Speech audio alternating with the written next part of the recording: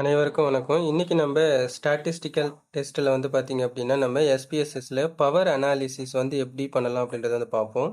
Power அனாலிசிஸ்னால் என்ன, அது எதுக்காக நம்ம வந்து எஸ்பிஎஸ்எஸ்ல அதை வந்து அந்த அனாலிசிஸ் பண்ணுறோம் அப்படின்ற அந்த பேசிக் வந்து நம்ம ஃபஸ்ட்டு பார்த்துட்டு அதுக்கப்புறமேட்டு ஒரு சிம்பிள் எக்ஸாம்பிளை வச்சு நம்ம எஸ்பிஎஸ்எஸ்ல வந்து பவர் அனாலிசிஸை எப்படி ரன் பண்ணலாம், அதுக்கான அவுட்புட்டை வந்து நம்ம எப்படி வந்து எடுக்கலாம், நெக்ஸ்ட் அதை எப்படி இன்டர்பிரேட் பண்ணலாம் அப்படின்றத வந்து பார்ப்போம். ஸோ நமக்கு வந்து ஒரு பேசிக் டெர்மினாலஜி வந்து வேணும். அதாவது கான்ஃபிடன்ஸ் லெவல் அப்படின்னா என்ன, ஸ்டாட்டிஸ்டிக்கல் பவர் அப்படின்னா என்னன்னு சொல்லிட்டு இதில் வந்து பார்த்தீங்கன்னா 1 மைனஸ் ஆல்ஃபா, அதாவது 1 மைனஸ் ஆல்ஃபா சிம்பிள் இருக்குது பார்த்தீங்களா, அது வந்து நெக்ஸ்ட் வந்து 1 மைனஸ் பீட்டா, இது ரெண்டுத்துக்குமே வந்து டெர்மினாலஜி வந்து வேறு வரும். அப்போ 1 மைனஸ் ஆல்ஃபா 1 மைனஸ் ஏ, அதாவது ஆல்ஃபா சிம்பிள் இருக்குது பார்த்தீங்களா, அதுக்கு பேர் வந்து கான்ஃபிடன்ஸ் லெவல் அப்படி சொல்லுவாங்க. இது வந்து நம்ம நார்மல் டிஸ்ட்ரிபியூஷன் கர்வில் வந்து, அதாவது பெல் ஷேப்டு கர்வ் வந்து தலைகீழ அப்சைட் டவுனில் பெல்லை வச்சோம்னா எந்த ஃபார்மேட்டில் இருக்கும் அதில் வந்து பார்த்தீங்கன்னா நம்மளுக்கு வந்து 68%, 95%, 99.7% அப்படி சொல்லிட்டு நமக்கு வந்து என்ன பண்ணுவாங்க அப்படின்னா கான்ஃபிடன்ஸ் இன்டர்வல் வந்து கொடுப்பாங்க. அந்த ரேஞ்ச் வரைக்கும் என்ன பண்ணிக்கலாம் அப்படின்னா நல்ல ஹைபோதீசிஸ் வந்து நம்ம அக்செப்ட் பண்ணிக்கலாம் அப்படின்ற மாதிரி இருக்கும். ஸோ அதுக்கான டீட்டெயில்டு வீடியோ வந்து நம்ம அடுத்தது வந்து நம்ம பார்க்கலாம். இது வந்து 1 மைனஸ் ஆல்ஃபா அந்த சிம்பிளுக்கானது. அப்போ கான்ஃபிடன்ஸ் லெவல் வந்து பார்த்தீங்க அப்படின்னா 1 மைனஸ் ஆல்ஃபா அப்படின்றது வந்து இந்த கான்ஃபிடன்ஸ் லெவல். கான்ஃபிடன்ஸ் லெவல் அப்படின்னா அதாவது நம்ம is the probability correctly failing to reject நல்ல ஹைபாத்திசிஸ். நல்ல ஹைபாத்திசிஸை வந்து நம்ம என்ன பண்ணுறாங்க அப்படின்னா கரெக்டாக வந்து நம்ம அக்செப்ட் பண்ணிக்கிறோம் அப்படின்றதுக்கானது தான் கரெக்ட்லி ஃபெயிலிங் டு ரிஜெக்ட் எ நல்ல ஹைபாத்திசிஸ். அதாவது நல்ல ஹைபாத்திசிஸை ரிஜெக்ட் பண்ணுறதுக்கு நம்ம ஃபெயில், அதாவது அதை நிராகரிக்கிறோம் அப்படின்னு அர்த்தம். அப்போ இந்த இடத்துல என்ன மீனிங் சொல்ல வராங்க அப்படின்னா நல்ல ஹைபாத்திசிஸை நம்ம கரெக்டாக அக்செப்ட் பண்ணிக்கிறோம் அப்படின்னு அர்த்தம். சிம்பிளாக நம்ம சொல்லணும் அப்படின்னா, அதாவது நம்மளுடைய டெர்மினாலஜிக்கு நம்ம எடுத்துக்கிறோம் அப்படின்னா நல்ல ஹைபாத்திசிஸை வந்து என்ன பண்ணுறோம் அப்படின்னா அக்செப்ட் பண்ணிக்கிறோம் அப்படின்னு அர்த்தம். அதே மாதிரி 1 மைனஸ் பீட்டா, பீட்டா சிம்பிள் வந்து இருக்கும். இது நான் இந்த கொஸ்டின் கேட்டதுனால நான் அந்த மாதிரி டெர்மினாலஜியில் கொடுத்துருக்கிறேன். 1 மைனஸ் பீட்டா, அந்த பீட்டா சிம்பிள் வந்து என்ன சொல்ல வராங்க அப்படின்னா ஸ்டாட்டிஸ்டிக்கல் பவர் அப்படி சொல்லுவாங்க. இந்த ஸ்டாட்டிஸ்டிக்கல் பவர் அப்படின்றது வந்து என்ன, எதுக்காக அப்படின்னு பார்த்தீங்கன்னா எந்த அளவுக்கு பவர் வந்து அதிகமாகுதோ அதை பொறுத்து என்ன ஆகும் அப்படின்னு பார்த்தோம்னா நம்ம கரெக்டாக நல்ல ஹைபாத்திசிஸை அக்செப்ட் பண்ணுவோம் இல்லை ரிஜெக்ட் பண்ணுவோம் அப்படின்னு சொல்லிட்டு ஒரு ஆப்ஷன் வரும்.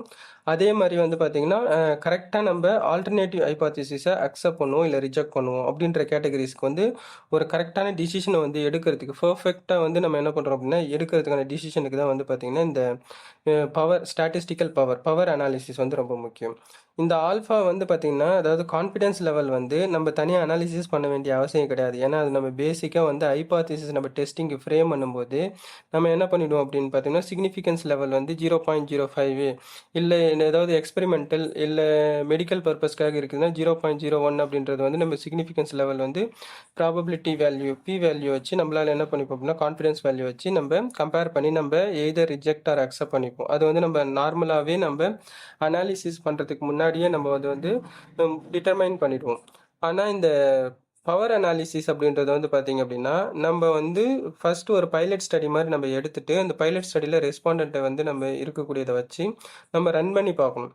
அதில் வந்து எஃபெக்ட் சைஸ்ன்னு சொல்லிட்டு ஒன்று இருக்கும். அந்த எஃபெக்ட் சைஸ்னால் என்னன்னு சொல்லிட்டு நம்ம இதிலே பார்ப்போம் நம்ம. அப்போ அந்த எஃபெக்ட் சைஸ் வந்து அதிகமாக இருக்கணும். நெக்ஸ்ட் வந்து பார்த்திங்க அப்படின்னா பவர் வந்து நமக்கு 80% வந்து இருக்கணும். பேஸ் வந்து அட்லீஸ்ட் 80% அதுக்கு மேலே வந்து இருக்கணும். அப்படி இருந்தால் தான் நம்மளால் கரெக்டாக என்ன பண்ண முடியும் அப்படின்னா இந்த டைப் 2 எரர் வந்து அவாய்ட் பண்ண முடியும். இந்த பவர் ஸ்டாட்டிஸ்டிக்கல் பவர் வந்து பார்த்திங்க அப்படின்னா அதாவது 1 மைனஸ் பீட்டா, அது வந்து பார்த்திங்கன்னா டைப் 2 எரரை அவாய்ட் பண்ணுறதுக்காக நம்ம எடுக்கக்கூடிய ஒரு பேசிக் டெஸ்ட். நம்ம நார்மலாக பேசிக் டெஸ்ட் வந்து என்னெல்லாம் பண்ணுவோம், லீனியாரிட்டி பண்ணுவோம், நார்மாலிட்டி, அதுக்கடுத்தது வந்து அதுக்கு முன்னாடி டேட்டா வந்து ஸ்க்ரீனிங் பண்ணுவோம். அதாவது டேட்டா வந்து நம்ம எல்லாத்தையும் மிஸ்ஸிங் வேல்யூலாம் இருக்கா அப்படின்றது அது நம்ம நார்மலாக டேபிளில் வந்து இதிலே ஃப்ரீக்வன்சி டேபிளில் நீங்கள் அப்ளை பண்ணும்போது ஸ்டாட்டிஸ்டிக்ஸில் வந்து உங்களுக்கு வரும்.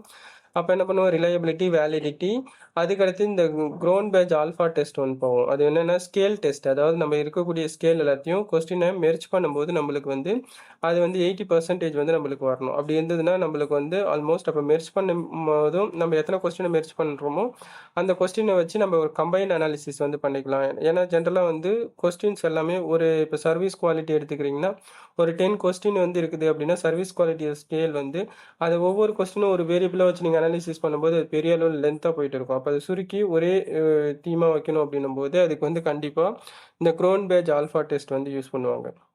அதே மாதிரி தான் வந்து பார்த்தீங்கன்னா இந்த பவர் அனாலிசிஸும் வந்து பார்த்தீங்கன்னா நமக்கு வந்து பேசிக் டெஸ்ட் நம்ம அதாவது மெயின் டெஸ்ட்டை ரன் பண்ணுறதுக்கு முன்னாடி இருக்கிறதுலே மற்ற நார்மாலிட்டி அந்த இதுக்கெல்லாம் இதுக்கு முன்னாடியே வந்து பார்த்தீங்கன்னா ஃபார் மோஸ்ட் பேசிக் டெஸ்ட் வந்து பார்த்தீங்கன்னா இந்த பவர் அனாலிசிஸ் ரொம்ப முக்கியம். ஏன்னா டைப் 2 எரர் செக் பண்ணாமல் நீங்கள் போயிட்டு மெயின் டெஸ்ட்டை ரன் பண்ணி நீங்கள் அனோவோ டி டெஸ்ட்டோ இல்லை வேறு ஏதாவது நீங்கள் டெஸ்ட்டோ நீங்கள் மனோவோ இல்லை மல்டிவேரியட் டேட்டா அனாலிசிஸ் ஏதோ ஒன்று நீங்கள் பண்ணுறீங்க அப்படின்னா அதில் வரக்கூடிய ரிசல்ட் வந்து பார்த்தீங்கன்னா மிஸ் ரெப்ரசன்டேஷன், அது தப்பாக போகிறதுக்கான வாய்ப்புகள் வந்து அதிகமாக இருக்கும். அதனால் கண்டிப்பாக வந்து இந்த டைப் 2 எரர் அவாய்ட் பண்ணுறதுக்கு பவர் அனாலிசிஸ் வந்து இது பண்ணுவாங்க.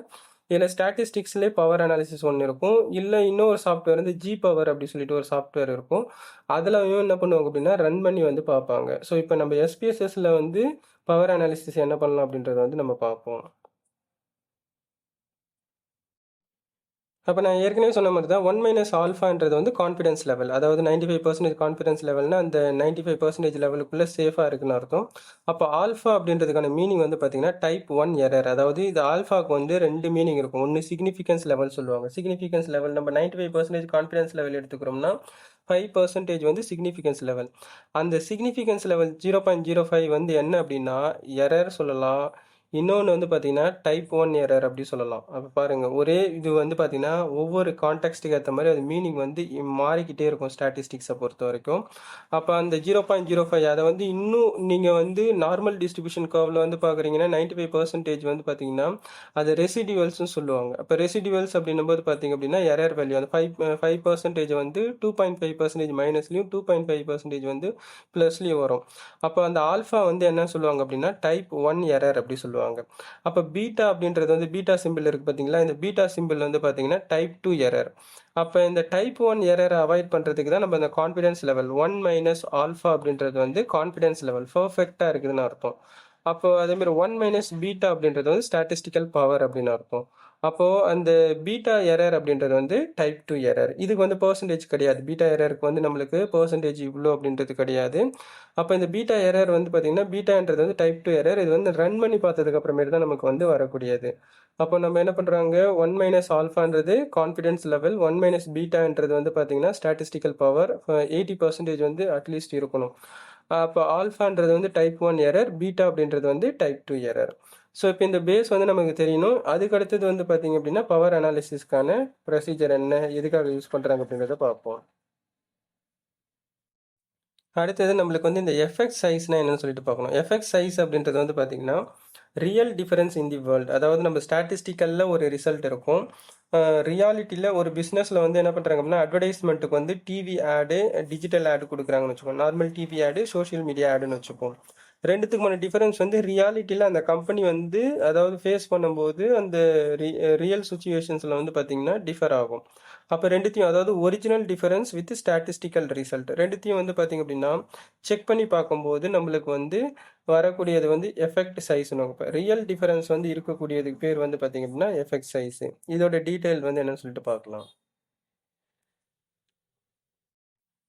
இந்த இன்டர்பிரிட்டேஷனில் எஃபெக்ட் சைஸ்னு சொல்லிட்டு வரும். அப்போ இன்டர்பிரிட்டேஷன் பண்ணும்போது அது வந்து எஃபெக்ட் சைஸ்னால் என்ன சொல்லிட்டு டீட்டெயிலில் பார்ப்போம். இப்போ வந்து ஒரு சாம்பிளுக்கு வந்து ரன் பண்ணுறதுக்கு வந்து ஒரு 20 ரெஸ்பாண்டன்ட் வந்து நம்ம எக்ஸாம்பிளுக்கு எடுத்துக்கலாம் எஸ்பிஎஸ்எஸ்ல வந்து அப்ளை பண்ணுறதுக்கு. அதில் வந்து பார்த்தீங்கன்னா கஸ்டமர் ஸ்பெண்டிங், அதாவது ஒரு நபர் வந்து ஒரு நாளைக்கு எவ்வளோ செலவு பண்ணுறாரு, அது வந்து டாலர்ஸில். அதை ஸோ அப்போ வந்து அவர் வந்து என்ன பண்ணுறாங்கன்னா பர்ச்சேஸ் பண்ணுறாங்க, மார்க்கெட்டில் ஏதோ ஒரு பொருளை வாங்குறதுக்கு வந்து பர்ச்சேஸ் பண்ணுறதுக்கு ஒரு கஸ்டமர் வந்து எவ்வளோ செலவு பண்ணுறாங்க அப்படின்றது வந்து டீட்டெயில்ஸ் எடுத்திருக்கோம். இதை வச்சு நம்ம எப்படி ரன் பண்ணலாம் அப்படின்றத பார்ப்போம். ஸோ நம்ம யூஸ்வலாக வந்து பார்த்திங்க அப்படின்னா நமக்கு வந்து இருக்கக்கூடிய டேட்டா, அதாவது வேரியபிள் வியூ, டேட்டா வியூ, இதை வந்து பர்ஃபெக்டாக வச்சுக்கணும். இப்போ இதில் வந்து பார்த்திங்கன்னா நமக்கு வேரியபிள் வியூவில் வந்து கஸ்டமர் ஐடி, அது வந்து நியூமரிக் வேல்யூ, அதில் வந்து கஸ்டமர் ஐடி. ஸ்பெண்டிங் அப்படின்றது வந்து பார்த்திங்க அப்படின்னா நம்மளுக்கு ஸ்கேல் வேல்யூ, அதாவது கஸ்டமர் வந்து எவ்வளோ எடுத்திருக்கிறாரு அப்படி சொல்லிட்டு நம்மளுக்கு ஸ்பெசிஃபிக்காக 5 பாயிண்ட் இந்த மாதிரி லிக்கெட் ஸ்கேலில் கொடுக்கல.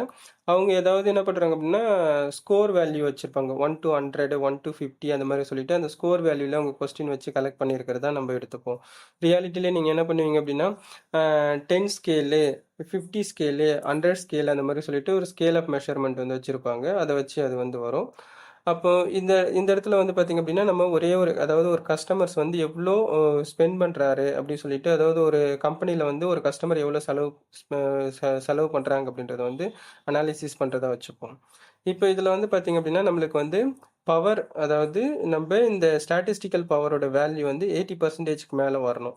அப்படி வருதா அப்படின்றத வந்து செக் பண்ணுவோம். இது எதுக்காகனா நம்ம பைலட் ஸ்டடி பண்ணும்போதே நம்ம பைலட் ஸ்டடியில் இருக்கக்கூடிய அந்த ரெஸ்பாண்டண்ட்டை வச்சு நீங்கள் ஒரு 100 பேர்கிட்ட பைலட் ஸ்டடி பண்ணுறீங்கன்னா அந்த 100 பேர்கிட்ட இருந்து நம்ம கலெக்ட் பண்ணியிருக்கக்கூடிய டேட்டா வச்சு நம்ம பவர் அனாலிசிஸ் வந்து செக் பண்ணி பார்க்கணும். ஸோ அப்போ அதில் வந்து 80%க்கு மேலே வருது அப்படின்னா த்ரெஷோல்டு லிமிட் அதுதான். ஸோ அப்போ அதில் 80%க்கு மேலே வருது அப்படின்னும் போது நம்மளுக்கு வந்து டேட்டா பர்ஃபெக்டாக இருக்கும். அப்போ நீங்கள் 100க்கு மேலே இன்னும் 200 300 400 அப்படி சொல்லிட்டு ரெஸ்பாண்டன்ட் அதிகமாகும் போது உங்களுக்கு பவர் வேல்யூ அதிகமாகும். ஸோ எப்போ பவர் வேல்யூ அதிகமாகுதோ அப்போ பர்ஃபெக்டாக நம்ம கரெக்டாக தான் நல்ல ஹைபோதீசிஸை அக்செப்ட் பண்ணுறோம் இல்லை ரிஜெக்ட் பண்ணுறோம். அதே மாதிரி ஆல்டர்னேட்டிவ் ஹைபோதீசிஸில் பர்ஃபெக்டாக நம்ம ரிஜெக்ட் பண்ணுறோம் இல்லை அக்செப்ட் பண்ணுறோம் அப்படின்ற ஒரு டிசிஷன் அந்த ஹைபோதீசிஸ் அக்செப்டன்ஸ் ரிஜெக்ஷன் இதுக்கான டிசிஷன் வந்து பர்ஃபெக்டாக எடுக்கிறோம் அப்படின்றதுக்கானது. ஸோ அதுக்காக தான் நம்ம இது பண்ணிட்டு இருக்கோம். இப்போ நம்ம வந்து பார்த்தீங்க அப்படின்னா நம்ம டேட்டா வந்து எடுத்து அந்த ஒரு 20 பேருக்கான ரெஸ்பாண்டன்ட் டேட்டா வந்து எடுத்தாச்சு. நெக்ஸ்ட் உங்களுடைய ஸ்டாட்டிஸ்டிக்கல் இதில் வந்து பார்த்தீங்கன்னா ஆஸ் யூஷுவல் அனாலிசிஸில் வந்து ஃபஸ்ட்டு இதில் வந்து பார்த்தீங்கன்னா பவர் அனாலிசிஸ் இருக்கும். பவர் அனாலிசிஸில் மீனில் போயிட்டு ஒன் சாம்பிள் டி டெஸ்ட் வந்து நீங்கள் கிளிக் பண்ணணும். கிளிக் பண்ணிட்டீங்க அப்படின்னா உங்களுக்கு வந்து ஒரு டயலாக் பாக்ஸ் வந்து கிரியேட் ஆகும். இதில் வந்து பார்த்தீங்கன்னா இதெல்லாம் எப்படி வந்து இதுன்னு சொல்லிட்டு நம்ம வந்து இது பண்ண முடியாது. இந்த இடத்துல சாம்பிள் சைஸ் தான் எடுத்திருக்கோம். இந்த பாப்புலேஷன் மீன் அப்படின்றது சாம்பிள் மீன் பாப்புலேஷன் மீன் சாம்பிள் மீன் அப்படின்னு எடுத்தீங்கன்னா உங்களுக்கு வந்து பார்த்தீங்கன்னா எக்ஸ் பார் அந்த எக்ஸ் பார் அப்படின்றது வந்து சாம்பிள் மீன். இதே மியூன்னு சொல்லிட்டு ஒரு சிம்பிள் இருக்கும் பார்த்தீங்களா, அந்த மியூ அப்படின்றது வந்து பாப்புலேஷன் மீன். அதாவது இப்போ சென்னையில் வந்து நீங்கள் வந்து கிரெடிட் கார்டு ஹோல்டர்ஸ் வந்து நீங்கள் ஸ்டடி பண்ண போகிறீங்கன்னு வச்சுக்கோங்க. கிரெடிட் கார்டு ஹோல்டர்ஸ் வந்து சென்னையில் வந்து ஒரு 4 லட்சம் பேர் இருக்கிறாங்க அப்படின்னா அது வந்து பாப்புலேஷன். அது 4 லட்சம் பேரில் நீங்கள் ஆவரேஜ் வந்து இது பண்ணுறீங்க அப்படின்னா அது வந்து பாப்புலேஷன் ஆவரேஜ். நீங்கள் அந்த 4 லட்சம் பேரில் நீங்கள் 400 பேர் எடுக்கிறீங்க அப்படின்னா அது வந்து சாம்பிள். அதில் அந்த 400 பேரில் நீங்கள் ஆவரேஜ் எடுக்கிறீங்க அப்படின்னா அது வந்து சாம்பிள் மீன் அப்படி சொல்லிட்டு அர்த்தம். ஸோ அப்போ இந்த பாப்புலேஷன் மீன் அப்படின்றது வந்து நம்ம எவ்வளோ டார்கெட்டட் பீப்புள் எடுக்கிறோமோ அந்த டார்கெட்லேருந்து அந்த சிட்டிலேருந்து நம்ம மொத்தமாக எடுக்கக்கூடியதுலேருந்து இருக்கக்கூடிய ஆவரேஜ். இப்போ இந்த 50 45 அப்படின்றதெல்லாம் வந்து பார்த்தீங்கன்னா நம்மளுக்கு சும்மா ஒரு எக்ஸாம்பிளுக்காக கொடுத்துருக்குறாங்க. ரியாலிட்டியில் இவங்க இதுக்கு முன்னாடி பைலட் ஸ்டடி பண்ணியிருக்கிறதாவும் அந்த பைலட் ஸ்டடியில் வந்து இருக்கக்கூடிய ரிசல்ட்டை பொறுத்து அவங்க டிசைட் பண்ணியிருக்கிறாங்க அப்படின்றத பொறுத்து அவங்க கொடுத்த மாதிரியும் வந்து என்ன பண்ணியிருக்கிறாங்க அப்படின்னா சொல்கிறாங்க. ஸோ அப்போ ஏற்கனவே அவங்க பைலட் ஸ்டடி பண்ணியிருக்கிறத வச்சு இவங்க அசம்ஷன் பண்ணி அதாவது pilot study next practical aspect இந்த மாதிரிலாம் வச்சு அவங்க கொடுத்துருக்கிறதா வந்து சொல்லியிருக்காங்க. ஸோ அப்போ அதில் வந்து பார்த்தீங்கன்னா பாப்புலேஷன் மீனில் வந்து பார்த்தீங்கன்னா நமக்கு வந்து 50 இது வந்து ஜஸ்ட் ஒரு செக்கிங்காக தான். ரியல் இப்போ இதுக்கு வந்து நம்ம டேட்டா கலெக்ஷன் பண்ணும்போது என்ன அப்படின்றது வந்து பர்ஃபெக்டாக நம்மளுக்கு வந்து தெரியும். ஸோ நல் வேல்யூ அப்படின்றது வந்து பார்த்திங்க அப்படின்னா இந்த இடத்துல 50 அப்படின்றது வந்து ஹைபோதசிஸ் மீன். இந்த இடத்துல நம்மளுக்கு அதாவது எஸ்பிஎஸ்எஸ்ல வந்து பார்த்திங்கன்னா உங்களுக்கு அந்த கான்செப்ட் வந்து மாறும். ஏன்னா இதில் இருக்கக்கூடிய இதில் வந்து பார்த்திங்கன்னா நம்மளுக்கு வந்து 45 அப்படின்றது வந்து பார்த்திங்க அப்படின்னா சாம்பிள் மீன் அப்படின்ற கேட்டகரிஸில் வரும். அதுக்கு அடுத்தது ஸ்டாண்டர்ட் டீவியேஷன். இவங்க டிஃபால்ட்டாக வந்து ஒரு 6ன்னு சொல்லிட்டு இந்த எக்ஸாம்பிளுக்காக கொடுத்துருக்காங்க, அதை மென்ஷன் பண்ணிவிடுவோம். அதேமாதிரி ஆப்ஷனில் வந்து பேசிக் ஆப்ஷன் டெஸ்ட் டைரக்ஷனில் வந்து நான் டைரக்ஷனல் 2 சைடட் அனாலிசிஸ் அப்படி சொல்லிட்டு கொடுத்துருக்காங்க. ஒன்ஸ் அகைன் டீட்டெயிலாக பார்த்துப்போம். இப்போ பாப்புலேஷன் மீன் வந்து நம்ம என்ன பண்ணியிருக்கிறோம் அப்படின்னா 45 கொடுத்துருக்கோம் பார்த்தீங்களா. இது வந்து என்னென்னா ஒரு பெஞ்ச் மார்க் மாதிரி எடுத்துருக்க சொல்லியிருக்காங்க. ஏற்கனவே அது ஒரு கம்பெனி ரன் பண்ணிட்டு இருக்கிறாங்க. உங்களுடைய ஹிஸ்டாரிக்கல் டேட்டா ரெக்கார்ட்ஸ் வச்சு அவங்க சொல்லியிருக்கிறதாவும். So you look at your sales report from last years, அதாவது லாஸ்ட் 5 இயர்ஸ் அந்த மாதிரி அதோடைய ஆவரேஜ் கஸ்டமர் ஸ்பெண்ட் வந்து ஒரு 45 ரூபா ஒருத்தர் வந்து ஸ்பெண்ட் பண்ணுறாங்க அப்படின்ற மாதிரி ஒரு ரிப்போர்ட் வந்து எடுத்து வச்சுட்டு அவங்களோட இது வந்து பார்த்திங்கன்னா அவங்க ஹைபோதசிஸ் வந்து ரன் பண்ணியிருக்கிறாங்க. Before you ever introduced a coupon, அவங்களுக்கு வந்து கூப்பன்லாம் அதாவது பிஃபோர் கூப்பன் ஆஃப்டர் கூப்பன் அப்படி சொல்லிட்டு 2 கேட்டகரிஸில் நம்மளுக்கு ஃபிக்ஸ் பண்ண சொல்லியிருக்கிறாங்க. இப்போ கூப்பன் வந்து இன்ட்ரடியூஸ் பண்ணுறதுக்கு முன்னாடி ஆஃபர் பண்ணுறதுக்கு முன்னாடி கஸ்டமருக்கு வந்து அவங்க ஸ்பெண்ட் பண்ணுறது வந்து $45 அதுதான் இங்கே நல் வேல்யூவில் மென்ஷன் பண்ணியிருக்கிறோம். அதுக்கு அடுத்தது ஹைபோதசைஸ்டு மீன், அதாவது இந்த இடத்துல வந்து நம்மளுக்கு எஸ்பிஎஸ்எஸ்ல அதோட இது வந்து மாறும் டெர்மினாலஜி பாப்புலேஷன் மீன் அப்படின்னு இருக்கும். ஸோ அப்போ அந்த ஒரிஜினல் கான்டெக்ட் ஹைபோதசிஸ்னா சாம்பிள் மீன் தான். அப்போ இது வந்து பார்த்திங்கன்னா ப்ரீவியஸ் பைலட் ஸ்டடி, அதாவது சும்மா எடுத்து எப்படி வந்தது அப்படின்றது நம்ம தெரிஞ்சுக்கணுன்றதுக்காக. அப்போது இந்த ப்ரீவியஸ் பைலட் ஸ்டடினா அந்த கம்பெனி ஏற்கனவே நிறைய பைலட் ஸ்டடிஸ் பண்ணியிருக்காங்க, இல்லை பிஸ்னஸில் வந்து ஒரு டார்கெட் வந்து ஃபிக்ஸ் பண்ணி அவங்க வந்து ஒரு ரேஞ்ச் ஃபிக்ஸ் பண்ணியிருக்கிறாங்க. இதில் வந்து பார்த்திங்க அப்படின்னா இப்போ அதாவது கூப்பன் வந்து கொடுத்ததுக்கு அப்புறமேட்டு என்ன எஃபெக்ட் வந்து வருது அப்படின்னு, இந்த coupon is only worth the cost if rice spending at least. அப்போ என்ன பண்ணுறாங்க, கூப்பன் கொடுத்ததுக்கப்புறம் ஒரு கஸ்டமர் வந்து 50 ரூபா வந்து என்ன பண்ணுறாங்க 5 ரூபா அதிகமாகி $50 வந்து அவங்க ஸ்பெண்ட் பண்ணுறாங்க அப்படின்ற மாதிரி நம்ம இது பண்ணிக்கிறோம்.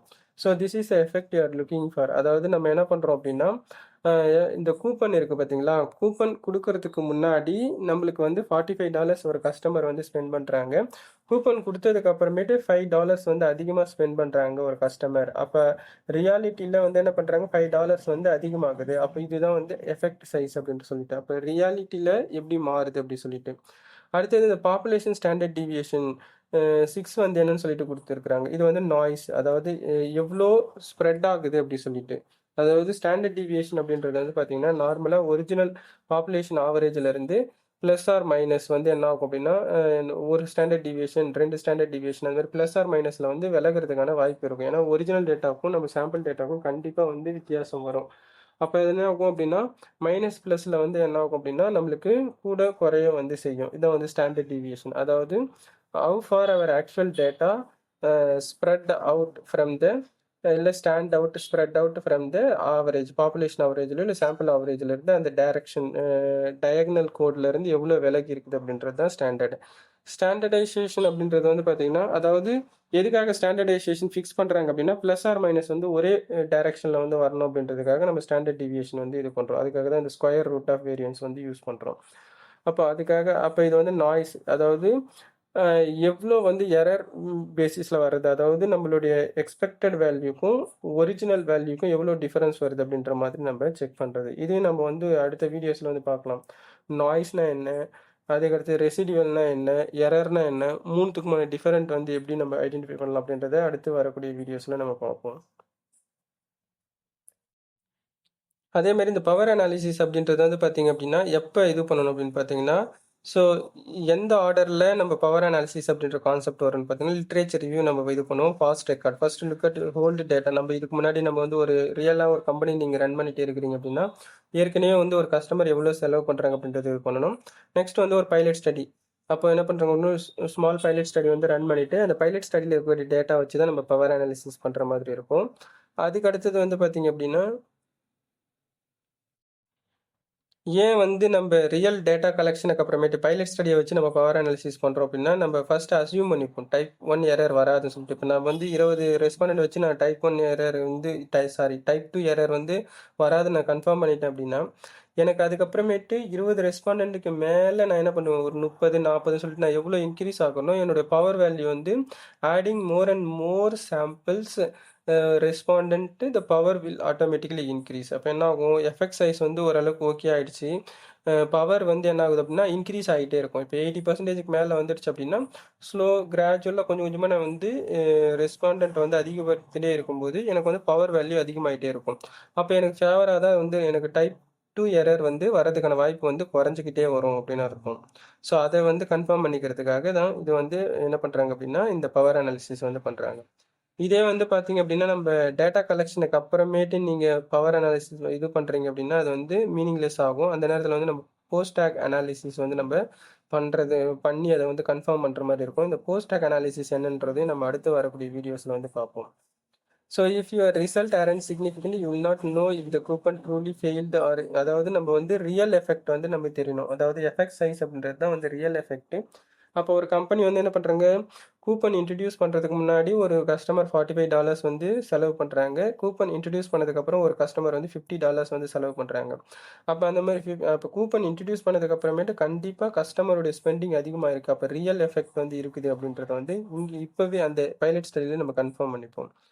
அதுக்கடுத்து இந்த wasted effort. You might finish your whole project only to realize your study was too weak to publish the trust. என்ன பண்ணுறாங்க அப்படின்னா, இன்கேஸ் எஃபெக்ட் சைஸ் வந்து ஒரிஜினாலிட்டி உங்களுக்கு தெரியாமல் போயிடுச்சுன்னா, நீங்கள் எல்லா டேட்டாவும் ரன் பண்ணதுக்கு அப்புறமேட்டு என்ன ஆகிடும் அப்படின்னா, நம்ம ஸ்டாட்டிஸ்டிக்கல் படி நம்மளுக்கு வந்து என்ன ஆகும், இன்கேஸ் நீங்கள் நல்ல ஹைபோதீசிஸ் அக்செப்ட் பண்ணிக்கிறீங்க, ரிஜெக்ட் பண்ணுறீங்க, ஏதோ ஒரு கேட்டகரிஸில் நீங்கள் கொடுக்குறீங்க ரிசல்ட்டு, அது ஒரிஜினாலிட்டியில் நீங்கள் செக் பண்ணி பார்க்கும்போது ஒரிஜினலுக்கும் இதுக்கும் வந்து பார்த்தீங்க அப்படின்னா டிஃபரன்ஸ் வந்துடுச்சுன்னா என்டையர் ப்ராஜெக்ட்டுமே வந்து வேஸ்ட்டாக போயிடும். அப்போ அந்த மாதிரி வேஸ்ட் ஆகாமல் பார்த்துக்கிறதுக்காக வந்து இது பண்ணுறது தான் வந்து பார்த்தீங்கன்னா பவர் அனாலிசிஸ்.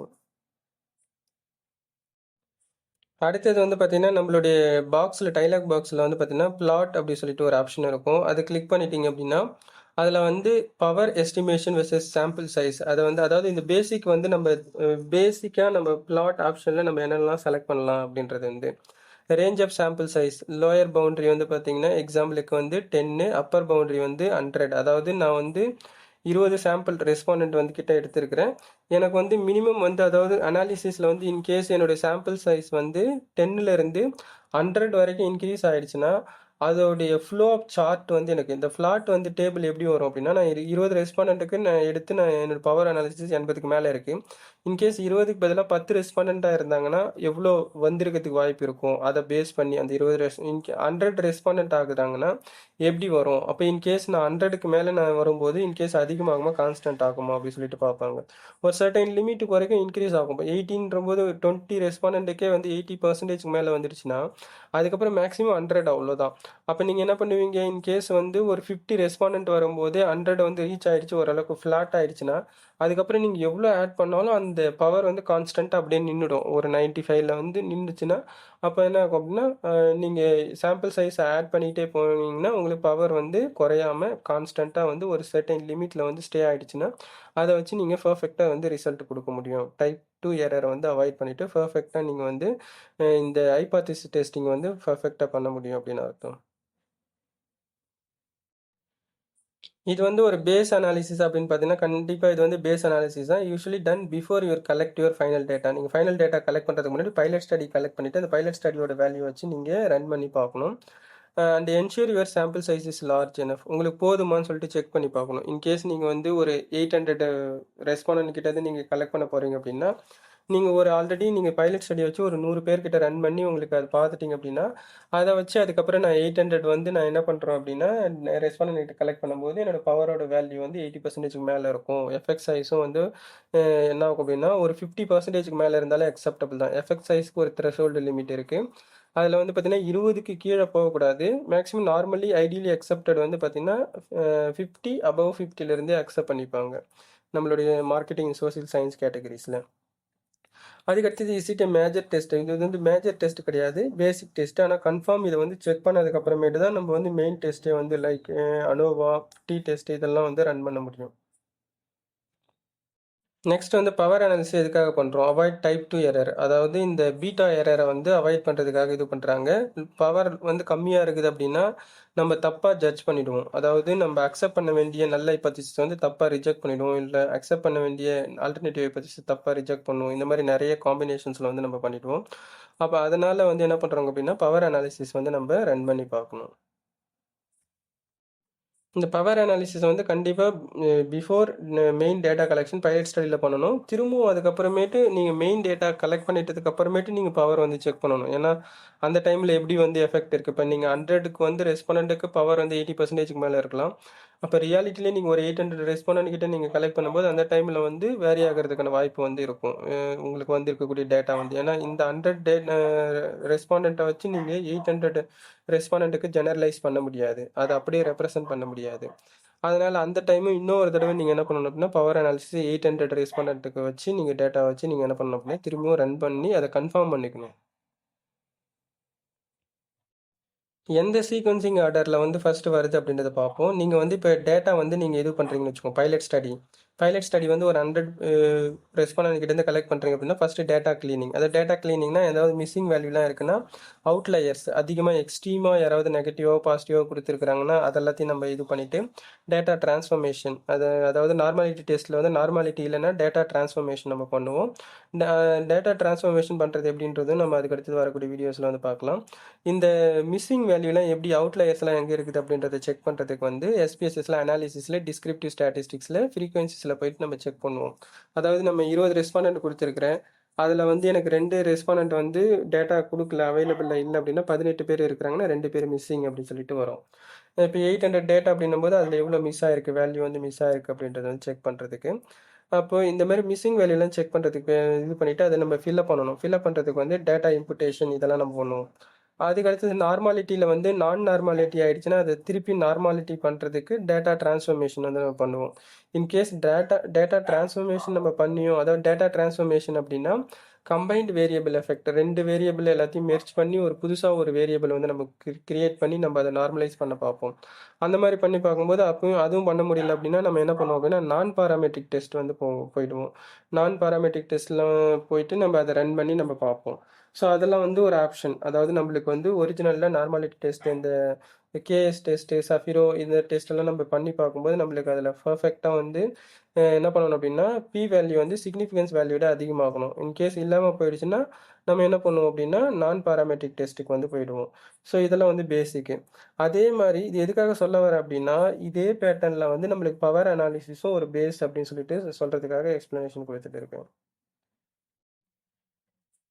எப்படி நம்ம கொல்மேக்ரோ சஃபிரோ டெஸ்ட் இது பண்ணுறோமோ அதுக்கடுத்து ஹோமோஜினிட்டி ஆஃப் வேரியன்ஸ். அந்த வேரியன்ஸ் வந்து என்ன பண்ணுறாங்க அப்படின்னா அதாவது இந்த பாப்புலேஷன் மீனோ இல்லை சாம்பிள் மீன் ஆவரேஜ்லேருந்து எவ்வளோ டேட்டா வந்து ஸ்ப்ரெட் அவுட் ஆயிருக்கோ அதுக்கு பேர் வந்து வேரியன்ஸ் அப்படி சொல்லுவாங்க. அதாவது எக்ஸ் மைனஸ் எக்ஸ் பார் அப்படின்னு அர்த்தம். ஆக்சுவல் டேட்டாக்கும் இந்த எக்ஸ் பாரோட வேல்யூ அதாவது சாம்பிள் ஆவரேஜுக்கும் இருக்கக்கூடிய டிஃபரன்ஸு. அதை வந்து நம்ம ஃபைன் டியூன் பண்ணி பர்ஃபெக்டாக வந்து ஒரு ரேஞ்சுக்குள்ளே வச்சுக்கிறதுக்கு பேர் வந்து பார்த்தீங்க அப்படின்னா ஸ்டாண்டர்ட் டிவியேஷன். அதாவது ஸ்டாண்டர்ட் டிவியேஷன் வந்து பார்த்தீங்கன்னா எவ்வளோ கவர் ஆயிருக்கு ஸ்ப்ரெட் ஆயிருக்கு மொத்தமாக பரவி இருக்கோ அது அந்த இந்த டிஸ்டன்ஸை வந்து இது பண்ணிக்கிறது வந்து ஸ்டாண்டர்ட் டிவியேஷன். எவ்வளோ டிஸ்டன்ஸ் வருது ஸ்ப்ரெட் ஆகிருக்கிறது மொத்தமாக வந்து பார்த்தீங்கன்னா வேரியன்ஸு.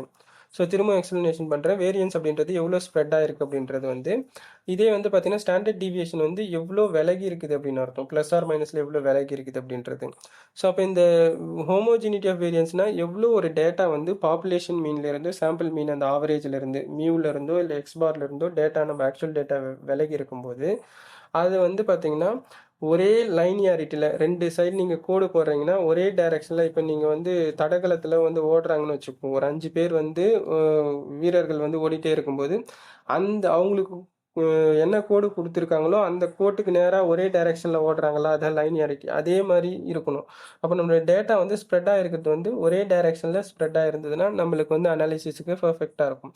இன்கேஸ் ஜிக்ஸாக்காவோ இல்லை அது லைனியாரிட்டியில் வந்து ஏதாவது ப்ராப்ளம் வருது கோல் லைனியாரிட்டி வந்து எதுவுமே இல்லாமல் இருக்குது அந்த மாதிரிலாம் வந்து வருதுன்னா அது வந்து ஹெட்ரோஜினிட்டி ஆஃப் வேரியன்ஸ் அப்படி சொல்லுவாங்க. வேரியன்ஸில் வந்து என்ன பண்ணுறாங்க ஒரே மாதிரி எல்லாமே ஸ்கேட்டராக இல்லாமல் ஏதாவது ஸ்கேட்டராக பிரிஞ்சு இருக்குது ஒரே ஒரு பர்ஃபெக்டாக வந்து ஒரு டைரக்ஷனில் இல்லாமல் இருக்குது அப்படின்ற மாதிரி ஆகிடும். அப்போ அதுக்கு வந்து லெவனஸ் டெஸ்ட் வந்து நம்ம இது பண்ணுவோம். இது வந்து என்னன்னு சொல்லிட்டு நம்ம டீட்டெயில்டாக அதுக்கடுத்து வரக்கூடிய வீடியோஸில் வந்து நம்ம பார்க்கலாம். இந்த ஹோமோஜினிட்டி ஆஃப் வேரியன்ஸ் வந்து 11th டெஸ்ட்டில் வந்து பார்த்தீங்க அப்படின்னா ஸ்டாண்டர்ட் டிவியேஷன் முக்கியமாக இது பண்ணுவாங்க. அதை எவ்வளோ ஸ்ப்ரெட் ஆயிருக்கு ப்ளஸ் ஆர் மைனஸில் அப்படி சொல்லிட்டு பிஃபோர் அண்ட் ஆஃப்டர் கூப்பனில். இதில் சிக்னிஃபிகன்ஸ் வேல்யூ வந்து பார்த்தீங்க அப்படின்னா கிரேட்டர் தென் அதாவது நம்மளுடைய பி வேல்யூ. இந்த இடத்துல நம்ம எப்பவுமே டேபிளில் கொடுத்துருக்கக்கூடிய சிக்னிஃபிகன்ஸ் எஸ்ஐஜி வேல்யூன்றது வந்து பி வேல்யூ. அதுவும் நார்மாலிட்டி டெஸ்ட் மாதிரியே இந்த ஹோமோஜினிட்டி ஆஃப் வேரியன்ஸ் டெஸ்ட்லேயும் 0.05க்கு மேலே வந்து இருக்கணும். ஏன் நம்ம 0.05 எடுக்கிறோம் அப்படின்னு பார்த்தீங்கன்னா சோசியல் சயின்ஸுக்கு நார்மலாக வந்து 0.05 வந்து அக்செப்டபுளாக இருக்கும். 0.01 வந்து ரொம்ப வந்து ப்ரிசைஸாக வந்து இருக்கும். அதாவது ரொம்ப கண்ட்ரோலில் எக்ஸ்பெரிமெண்டல் பண்ணுறதுக்காகவும் இந்த மெடிக்கல் ஃபீல்டில் அந்த மாதிரி இருக்கிறவங்களுக்கு கூட தான் அதை யூஸ் பண்ணுவாங்க. அதனால் வந்து 0.05 வந்து ஒரு பேஸ் லிமிட் அதுக்காக நம்ம எடுத்துக்கிறோம். அடுத்தது வந்து பவர் அனாலிசிஸ். இதுவும் முக்கியமாக வந்து நம்ம பைலட் ஸ்டடியில் பண்ணணும். என்னென்ன பார்த்தோம் ஃபஸ்ட்டு வந்து டேட்டா கிளீனிங் பார்த்தோம். அதுக்கடுத்து நார்மாலிட்டி அதுக்கடுத்தது ஹோமோஜினிட்டி ஆஃப் வேரியன்ஸு. 4th ஸ்டெப்பாக வந்து பார்த்திங்கன்னா பவர் அனாலிசிஸ். இது ரொம்ப முக்கியம். இந்த பவர் அனாலிசிஸில் நம்மளுக்கு வந்து power value to be 0.80 or higher அது கண்டிப்பாக 80க்கு மேலே தான் இருக்கணும். அப்போ எனக்கு வந்து 78 வந்துடுச்சு 75 வந்துடுச்சு அக்செப்டபுளான அது வந்து நம்மளுடைய அந்த என்னது டெஸ்டபிள் வேல்யூவில் படி அந்த rule of thumb threshold limit படி அது வந்து கிடையாது. அப்போ பவர் வேல்யூ வந்து கம்மியாக இருக்குது அப்படின்னா நம்ம டைப் 2 எரர் வந்து கண்டிப்பாக அதிகமாகும். அப்போ என்ன பண்ணணும் பவர் வேல்யூ கம்மியாக இருக்குதுன்னா பவர் வேல்யூ இன்க்ரீஸ் பண்ணுறதுக்கு சாம்பிள் சைஸை அதிகமாக்கணும். இப்போ 20 ரெஸ்பாண்டன்ட் நான் ரன் பண்ணி பார்க்குறேன் எனக்கு 75 வந்துருக்குது. அப்போ இன்னும் ஒரு 30 ரெஸ்பாண்டண்ட்டை வந்து நான் அதிகப்படுத்தும் போது எனக்கு பவர் வேல்யூ அதிகமாகும். கண்டிப்பாக பவர் வேல்யூ அதிகமாக இருக்கணும். எஃபெக்ட் சைஸும் அதிகமாக இருக்கணும். எஃபெக்ட் சைஸ் கண்டிப்பாக 50லேருந்து 50க்கு மேலே இருக்கணும். அதேமாதிரி பவர் வேல்யூ கண்டிப்பாக என்ன இருக்கணும் அப்படின்னா 80ன்றது பேஸ் லிமிட் 80க்கு மேலே தான் இருக்கணும் அப்படின்னு அர்த்தம். 80லேருந்து 80க்கு மேலே இருக்கணும். அப்போ தான் அது வந்து பர்ஃபெக்ட்னு அர்த்தம். அப்போ நம்ம சேஃபாக ப்ளே ஆகிறோம் அப்படின்னு அர்த்தம். இந்த சீக்வன்சிங் ஆர்டர் வந்து ஒரு சம்மரி டேபிளில் வந்து பார்க்கலாம். ஃபஸ்ட்டு டேட்டா க்ளீன் பண்ணுவோம். அதாவது ஃப்ரீக்வன்சி நம்ம எஸ்பிஎஸ்எஸில் வந்து அனாலிசிஸில் டிஸ்கிரிப்டிவ்ல ஃப்ரீக்வன்சி டேபிளை வச்சு நம்ம டேட்டா வந்து மிஸ்ஸிங் இருக்கான்னு செக் பண்ணிவிட்டு அதை க்ளீன் பண்ணிவிடுவோம். அப்போ என்ன பண்ணுவோம், டெலீட் பண்ணுறதோ இல்லை அதை வந்து நம்ம ஆவரேஜ் பண்ணுறதோ ரெக்ரேஷன் பண்ணியோ அதுக்குன்னு சொல்லிட்டு தனியாக மெத்தட் இருக்கும். அதையும் நம்ம ஸ்பெசிஃபிக்காக அதுக்கு அடுத்தது வரக்கூடிய பார்க்கலாம். நார்மாலிட்டி இந்த கேஎஸ்ட்டு சஃபிரோ டெஸ்ட் எல்லாம் வச்சு செக் பண்ணி பார்க்குறது. ஹோமோஜினிட்டி ஆஃப் வேரியன்ஸ் வந்து 11 டெஸ்ட்டை வந்து இது பண்ணுறது. பவர் அனாலிசிஸை வச்சு நம்ம என்ன பண்ணுறோம் அப்படின்னா ஜி பவரோ இல்லை எஸ்பிஎஸ்எஸ்ல இருக்கிற பவர் அனாலிசிஸ் வச்சு 80% மேலே இருக்கிறத கன்ஃபார்ம் பண்ணிக்கிறது. இதெல்லாமே ஓகே ஆயிடுச்சு அப்படின்னா தான் நம்ம பைலட் ஸ்டடியில் இருந்தாலும் இல்லை மெயின் டெஸ்ட் நம்ம பண்ணலாம். மெயின் டெஸ்ட் பண்ணும்போதும் இதெல்லாம் செக் பண்ணணும். பைலட் ஸ்டடி அப்போ தான் நார்மாலிட்டி டெஸ்ட் பண்ணணும். அதுக்கு அடுத்தது வந்து இந்த 11 டெஸ்ட் வந்து வேரியன்ஸ் டெஸ்ட் வந்து பண்ணணும். ஹோமோஜினிட்டி பவர் அப்படின்னும் கிடையாது. திருப்பி கன்ஃபார்ம் பண்ணிக்கிறதுக்கு நம்ம ஒரு 800 ரெஸ்பாண்டன்ட் கலெக்ட் பண்ணியிருக்கோம்னா திருப்பியும் நம்ம அதே சேம் ப்ரொசீஜர் டேட்டாவை க்ளீன் பண்ணுறது 800 ரெஸ்பாண்டன்ட்டுக்கும் அதுக்கடுத்து நார்மாலிட்டி செக் பண்ணுறது, அதுக்கடுத்தது ஹோமோஜினிட்டி ஆஃப் வேரியன்ஸ் வந்து 11 டெஸ்ட் செக் பண்ணுறது. 11 டெஸ்ட் அதேமாதிரி தான். இது ரெண்டுமே பி வேல்யூ அதிகமாக இருக்கணும் சிக்னிஃபிகன்ஸ் வேல்யூ விட 0.05 விட. கன்ஃபார்ம் 80%க்கு மேலே வந்து பவர் இருக்கணும். அதுக்கடுத்தது தான் நம்ம மெயின் டெஸ்ட் வந்து அனோவா டி டெஸ்ட்டு இதெல்லாம் வந்து நம்ம அதுக்கப்புறமேட்டு தான் ரன் பண்ணணும். அதேமாதிரி இந்த க்ரோன்பேஜ் ஆல்ஃபா டெஸ்ட் வந்து எப்போனா நீங்கள் அந்த வேரியபிள் ஸ்கேல் வந்து நீங்கள் செலக்ட் பண்ணுறீங்க பாருங்க, அந்த ஸ்கேலை வச்சு தான் கொஸ்டினரே நீங்கள் ரன் பண்ணுவீங்க. அந்த கொஸ்டினர் ரன் பண்ணி அதையும் நீங்கள் பைலட் ஸ்டடியில் போட்டுட்டு அதுக்கப்புறம் பைலட் ஸ்டடியிலேருந்து நீங்கள் என்ன பண்ணணும் அப்படின்னா அதை வச்சு நீங்கள் வந்து ஆல்ஃபா வந்து அதுவும் 80% வந்து உங்களுக்கு இருக்கணும். இந்த க்ரோன்பேஜ் ஆல்ஃபா இதே பேட்டர்னில் வந்து வரக்கூடியது தான் பவர். இப்போது இதை வந்து இதோட அவுட்புட் என்னன்னு சொல்லிட்டு நம்ம பார்ப்போம். நம்ம ரன் பண்ணோம் அப்படின்னா டேரெக்டாகவே வந்து டிஸ்கிரிப்டிவ் டேபிள் அந்த இதெல்லாம் வந்து ஃப்ரீக்வன்சி டேபிள்லாம் வராது. டேரெக்டாகவே பவர் அனாலிசிஸ் டேபிள் வந்து வந்துடும் நமக்கு. அதுக்கடுத்தது அதோடைய ஃப்ளாட் நம்ம கொடுத்ததுனால அதோடைய சார்ட் வந்து வரும். அப்போ இந்த இடத்துல அவுட்புட் வந்து பார்த்தீங்கன்னா பவர் அனாலிசிஸ்க்கு 2 மட்டும்தான் இருக்கும் எஸ்பிஎஸ்எஸ்ல. இப்போ டேரெக்டாக டேபிளோட எக்ஸ்ப்ளனேஷனுக்கு போயிடும். பவர் வந்து பார்த்தீங்கன்னா நம்மக்கிட்ட வந்து கண்டுபிடிச்சிருக்கக்கூடிய அவுட்புட்டில் வந்து 0.942. அப்போ என்ன பண்ணுறாங்க 0.80க்கு மேலே இருந்தாலே பரவாயில்ல. 94.2% வந்து இருக்குது. அப்போ ஓகே பர்ஃபெக்டாக வந்து என்ன பண்ணுறாங்க த்ரெஷோல்டு லிமிட்டுக்கு மேலேயே வந்துருச்சு. அப்போ நம்மளுக்கு ஹைலி அக்செப்டபிள் கேட்டகரிஸில் வந்துருச்சு. இந்த நம்பர் வந்து number of samples 20 standard deviation நம்ம தான் ஃபிக்ஸ் பண்ணியிருக்கிறோம் 6ன்னு சொல்லிட்டு கொடுத்துருக்குறாங்க. அதுக்கடுத்து எஃபெக்ட் சைஸ் நம்மளுடைய எஃபெக்ட் சைஸ் வந்து என்ன பண்ணியிருக்கோங்கன்னா 0.833. இப்போ நம்ம எஃபெக்ட் சைஸ்னால் என்னன்னு சொல்லிட்டு ஒரு டீட்டெயில்டு இன்ஃபர்மேஷன் பார்த்துட்டு அதுக்கப்புறமேட்டு இந்த வேல்யூ எப்படி வந்து இந்த இடத்துல ப்ளே ஆகுது அப்படின்றத பார்ப்போம். எஃபெக்ட் சைஸ் அப்படின்றது வந்து ஒரு statistical concept. Measure the strength or magnitude of the relationship between variables or size of the difference between groups. அதாவது ரியாலிட்டிக்கும் நம்மளுடைய டெஸ்ட்டுக்கும் ரெண்டுத்துக்குமே வந்து பார்த்தீங்கன்னா பெரிய அளவில் வந்து சிக்னிஃபிகன்சி இருக்குதா அப்படின்னு சொல்லிட்டு நம்ம செக் பண்ணிக்கிறது. ஸோ அதுக்காக இது பண்ணுறது தான் வந்து பார்த்தீங்க அப்படின்னா எஃபெக்ட் சைஸு. எக்ஸாம்பிளுக்கு நம்ம இப்போ எடுத்திருக்கோம் பார்த்தீங்களா, அதாவது நம்ம கஸ்டமர் ஸ்பெண்டிங் வந்து before offering coupon after offering coupon. அதாவது கூப்பன் கொடுக்கறதுக்கு முன்னாடி கஸ்டமர் 45 ரூபா ஒரு டாலர்ஸ் 45 டாலர் வந்து ஒரு கஸ்டமர் ஸ்பெண்ட் பண்ணுறாங்க. கூப்பன் கொடுத்ததுக்கப்புறம் ஒரு கஸ்டமர் வந்து அவங்களுக்கே தெரியாமல் ஒரு $5 இன்க்ரீஸ் ஆகி $50 வந்து ஸ்பெண்ட் பண்ணுறாங்க. அப்போ இது வந்து ரியல் எஃபெக்ட் அப்படின்னு சொல்லிட்டு அர்த்தம். ஸோ அந்த கம்பேரிசனில் வந்து நம்மளுக்கு எந்த அளவுக்கு வந்து சிக்னிஃபிகன்சி இருக்குது அப்படின்றது. இன்னொரு எக்ஸாம்பிள் பார்ப்போம். So if a new ad campaign increase sales by 20%, அதாவது ஓல்டு ஆடு நியூ ஆடுன்னு எடுத்துப்போம். இப்போ ஓல்டு ஆடு வந்து கம்பேர் பண்ணுறதை விட நியூ ஆட் வந்து 20% வந்து சேல்ஸை இன்க்ரீஸ் பண்ணியிருக்குது அப்படின்னு சொல்லிட்டு நம்ம சொல்கிறாங்கன்னா அது வந்து ஒரு ரியல் எஃபெக்ட் அப்படின்னு அர்த்தம். அப்போ எஃபெக்ட் சைஸ் அப்படின்றது வந்து என்னென்னா நம்ம புதுசாக ஒரு ஆஃபர் பண்ணும்போதோ இல்லை நம்ம ஒரு தீம் வந்து கொண்டு வரும்போதோ என்ன பண்ணணும் அப்படின்னா ஸ்டாட்டிஸ்டிக்கல்லி நம்மளுக்கு வந்து ஓகே சொன்னாலுமே ப்ராக்டிக்கலி அது வந்து என்ன பண்ணியிருக்கணும் அப்படின்னா அது வந்து எஃபெக்டிவாக இருக்கணும். அது ப்ராக்டிக்கலி அது வந்து நடைமுறைப்படுத்தப்பட்டு இருக்கணும். அப்போ நடைமுறையில் அது வந்து சரியாக இருக்கணும். அப்போ நடைமுறைக்கும் நம்மளுடைய புள்ளியியல் முடிவும் ஓரளவுக்கு என்ன பண்ணுறாங்க அப்படின்னா சொல்கிறது வந்து கரெக்டாக இருக்கிறதா இருக்கணும். அப்படி இருந்தால் தான் அது வந்து மீனிங்ஃபுல்லாக இருக்கும். ஸோ அதை ரெப்ரசன்ட் பண்ணுறது தான் எஃபெக்ட் சைஸ்.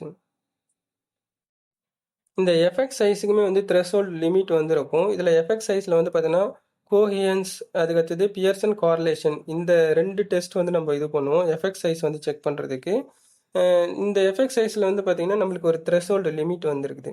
இதில் ஸ்மால் மீடியம் அண்ட் லார்ஜ் இதில் எதெல்லாம் அக்செப்டபிள் எது வரைக்கும் நம்ம அதாவது நாட் அக்செப்டபிள் அப்படின்றத வந்து பார்ப்போம். அதாவது நம்மளுடைய எஃபெக்ட் சைஸில் வந்து மினிமம் அக்செப்டபிள் வந்து பார்த்தீங்கன்னா 0.20 அதாவது 20% அப்படின்னு சொல்லிட்டு சொல்கிறாங்க பார்த்தீங்களா, அது வரைக்கும் அக்செப்ட் பண்ணிப்பாங்க. மெடிக்கல் ரிசர்ச் இந்த மாதிரிலாம் வந்து பார்த்தீங்க அப்படின்னா லெஸ் தென் 20க்கு கீழே இருக்கிறது. ஈவன் வந்து பார்த்தீங்க அப்படின்னா அதாவது பாயிண்ட் இதில் வந்து பார்த்தீங்கன்னா ஒரு 10, 15 அந்த ரேஞ்சில் இருக்கிறது எல்லாமே கூட வந்து பார்த்தீங்க அப்படின்னா பெரிய அளவில் எஃபெக்ட் சைஸ் வந்து அக்செப்டன்ஸ் கேட்டகரிஸில் இருக்கும்.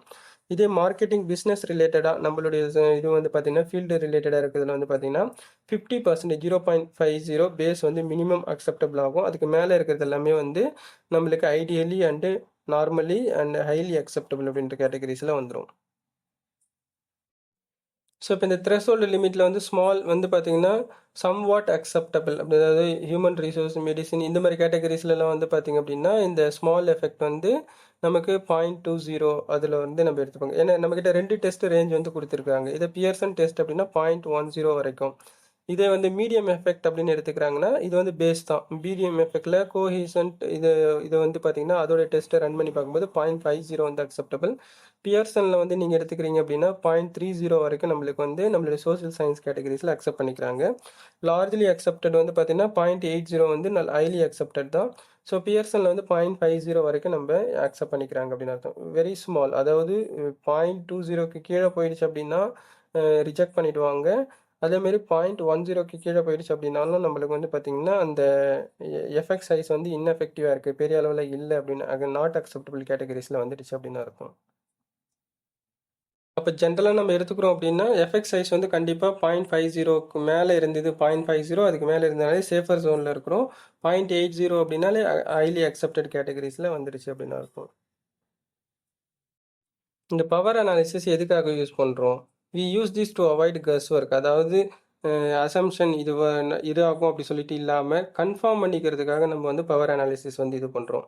அப்போ என்ன, instead of just picking a random number of participants யார் என்னன்னு சொல்லிட்டு நம்ம எடுக்கிறதுக்கு பதிலாக பவர் அனாலிசிஸ் வந்து என்ன சொல்லுவாங்க அப்படின்னா எக்ஸாக்டாக உங்களுக்கு வந்து நீங்கள் எடுத்திருக்கக்கூடிய டேட்டா வந்து அதாவது கலெக்ட் பண்ணியிருக்கக்கூடிய ரெஸ்பாண்டன்ட் டேட்டா வந்து கரெக்டாக தான் இருக்குது, நீங்கள் உங்களுடைய ஹைபாத்தசிஸ் டெஸ்டிங்க்கு வந்து கரெக்டாக தான் இருக்குது அப்படின்னு சொல்லிட்டு கன்ஃபார்ம் பண்ணிக்கிறதுக்கான ஒரு அனாலிசிஸு. ஸோ இது வந்து it access feasibility check. Feasibility அப்படின்னா இந்த ஃபீசிபிலிட்டி பைலட் ஸ்டடி தான். அப்போ என்ன பண்ணுறாங்கன்னா கண்டிப்பாக மெயின் டேட்டா கலெக்ஷனுக்கு முன்னாடியே ஒரு பவர் அனாலிசிஸ் நம்ம ரன் பண்ணிடணும். பவர் அனாலிசிஸில் வந்து பர்ஃபெக்டாக நம்மளுக்கு 80%க்கு மேலே வரணும், எஃபெக்ட் சைஸும் 50க்கு மேலே வரணும். அப்படி இருந்ததுனா தான் நம்ம அதுக்கடுத்தது ஃபர்தராக நம்ம மெயின் டேட்டா கலெக்ஷனுக்கே போக முடியும். நெக்ஸ்ட் வந்து பார்த்தீங்கன்னா டு டிட்டர்மைன் சாம்பிள் சைஸ், நம்ம எவ்வளோ வரைக்கும் சாம்பிள் சைஸை நம்ம எடுத்துக்கலாம் அப்படின்னு சொல்லிட்டு ஒரு எஸ்டிமேஷனுக்கு போகிறதுக்கும் கண்டிப்பாக பவர் அனாலிசிஸ் முக்கியமாக இருக்கும். இதுவும் வந்து பார்த்தீங்கன்னா 2 கேட்டகரிஸில் வரும். அதாவது பார்த்தீங்கன்னா பிஃபோர் நீங்கள் மெயின் டேட்டா கலெக்ஷனுக்கு முன்னாடி பைலட் ஸ்டடி வச்சு பண்ணிக்கணும். திருப்பி கன்ஃபார்ம் பண்ணிக்கிறதுக்கு ரெட்ரோஸ்பெக்டிவ் எஃபெக்ட், அதாவது ஆஃப்டர் ஸ்டடி நீங்கள் என்ன பண்ணுறீங்க அப்படின்னா மெயின் டேட்டா கலெக்ட் பண்ணதுக்கு அப்புறமேட்டு திருப்பி கன்ஃபார்ம் பண்ணிக்கிறதுக்கு பவர் அனாலிசிஸ் பண்ணணும். த்ரெஷோல்டு லிமிட்டே வந்து 80 தான். 80க்கு கீழே இருந்ததுன்னா ரிஜெக்ட்டு, 80க்கு மேலே எவ்வளோ வந்தாலும் என்ன பண்ணுறாங்க அப்படின்னா 100 வரைக்கும் அக்செப்டன்ஸ் அப்படின்னு. பர்ஃபெக்டாக 100 வராது, அபவ் 80 எல்லாமே அக்செப்டபிள் கேட்டகரிஸ் தான். அதுக்கடுத்தது என்னென்ன கொஸ்டின்ஸ் எல்லாம் மேஜராக வந்து கேட்பாங்கன்னு பார்த்தீங்கன்னா what is the power of the test in simple term. அதாவது பவர் அப்படின்னா power is the ability of statistical test to detect effect or difference if the effect truly exist. அதாவது உண்மையிலே நான் வந்து நல் ஹைபோதீசிஸை ரிஜெக்ட் பண்ணும்போது எனக்கு கண்டிப்பாக அதில் வந்து அதுக்கு சரியான எவிடன்ஸ் இருக்குது. அதேமாதிரி உண்மையிலே நான் வந்து ஆல்டர்னேட் ஹைபோதீசிஸை அக்செப்ட் பண்ணிக்கிறதுக்கு எனக்கு ஸ்ட்ராங்கான எவிடன்ஸ் இருக்குது. So I have the strong evidence to reject நல் ஹைபோதீசிஸ் ஆர் அக்செப்ட் நல் ஹைபோதீசிஸ்னு சொல்லிட்டு எவிடன்ஸ் இருக்குதுன்றதை கன்ஃபார்ம் பண்ணிக்கிறதுக்கு. ஸோ அப்போ இந்த ரியல் எஃபெக்ட் செக் பண்ணி பார்க்கறதுக்காக இருக்குது. அப்போ நம்மளுடைய பவர் வந்து 0.942ன்றது வந்து அக்செப்டபிளாக இல்லையான்னு சொல்லிட்டு அப்போ கண்டிப்பாக இது வந்து ஹைலி அக்செப்டபிள். அப்போ கண்டிப்பாக டைப் 2 எரர் வந்து அவாய்ட் ஆகிடும் அப்படின்னு அர்த்தம். அப்போ if you wanted to increase the power if the test without changing the effect size, in case effect size எனக்கு ஓகே தான் 0.833ல இருக்குது அப்படின்னா நான் என்ன பண்ணலாம் அப்படின்னு பார்த்தீங்கன்னா என்கிட்ட 20 தான் இருக்குது சாம்பிள் சைஸு. அப்போ நான் வந்து என்ன பண்ணுறேன், சாம்பிள் சைஸை வந்து இன்க்ரீஸ் பண்ணும்போது பவர் வந்து அதிகமாகும். So what is the effect size in your table? அப்போ standardised measure of strength of the relations significancy, அதாவது ரியாலிட்டிக்கும் நம்மளோட ஸ்டாட்டிஸ்டிக்கல் டெஸ்ட் வேல்யூக்கும் ரெண்டுத்துக்குமே வந்து பெரிய அளவில் வந்து ஒரு தொடர்பு இருக்குது. அப்போ ஸ்டாட்டிஸ்டிக்ஸில் வந்து சொல்லியிருக்கக்கூடிய டெஸ்ட் வந்து சொல்கிறது ரியல் எஃபெக்டும் வந்து என்ன பண்ணுறாங்க அப்படின்னா ரியாலிட்டிலையும் நடந்திருக்குது அப்படி சொல்லிட்டு சொல்கிறாங்க. அதுக்காக சொல்கிறது தான் வந்து எஃபெக்ட் சைஸ். நம்மளோட டேபிளில் வந்து பார்த்திங்க அப்படின்னா நான் சென்ட்ரல் டி டிஸ்ட்ரிபியூஷன் அப்படி சொல்கிறாங்க. அதாவது நம்மளுடைய centralised distribution, non centralised distribution. Centralised டிஸ்ட்ரிபியூஷன்னா அது நார்மல் டி டிஸ்ட்ரிபியூஷன் தான் வந்து இந்த normal bell shaped upside down bell இருக்குது பார்த்தீங்களா, அந்த கர்வ் வந்து normal central theorem, normal distribution. அது நான் சென்ட்ரல் டி டிஸ்ட்ரிபியூஷன் அப்படின்னா நாட் நார்மலி டிஸ்ட்ரிபியூட்டட் அப்படின்ற மாதிரி நம்ம எடுத்துக்கலாம். So when the null hypothesis falls, which is the assumption we make when calculating power, the statistical follows a non-central distribution rather than standard. அதாவது இந்த இடத்துல வந்து பார்த்தீங்கன்னா நம்ம இந்த பவர் அனாலிசிஸில் வந்து அஹ், அதாவது நார்மல் டிஸ்ட்ரிபியூஷன் அந்த இது வந்து இல்லாமல் நான் நார்மல் டிஸ்ட்ரிபியூஷன் லைக் நான் பாராமெட்ரிக் அப்படின்ற மாதிரி கூட நீங்கள் எடுத்துக்கலாம். அந்த கேட்டகரிஸில் வரதா சொல்கிறாங்க. இன்கேஸ் நான் நம்ம கலெக்ட் பண்ணியிருக்கக்கூடிய டேட்டாவில் என்னோட டேட்டாவில் நான் செக் பண்ணி பார்க்கும்போது எல்லா டேட்டாக்கும் 14 தான் வரணும் அப்படின்னு கிடையாது. ஸோ மினிமமாக வந்து ஒரு 80% அக்செப்ட் பண்ணிக்கிறதுக்கு ideally acceptable number of respondent வந்து ஒரு 14 வந்து ஓகே தான். ஸோ பர்ஃபெக்டாக நம்மளுக்கு வந்து வரதுக்கு 18 வந்து ஓகே. அதாவது இது வந்து நான் கலெக்ட் பண்ணியிருக்கக்கூடிய இந்த எக்ஸாம்பிளுக்கு எடுத்துக்கக்கூடிய டேட்டாவில் வந்து இருக்கக்கூடிய ரிசல்ட்டு. இதே நீங்கள் கலெக்ட் பண்ணியிருக்கக்கூடிய டேட்டாவை நீங்கள் ரன் பண்ணி பார்க்கும்போது உங்களுக்கு வந்து நம்பர் ஆஃப் சாம்பிள் சைஸ் வந்து மாறும்.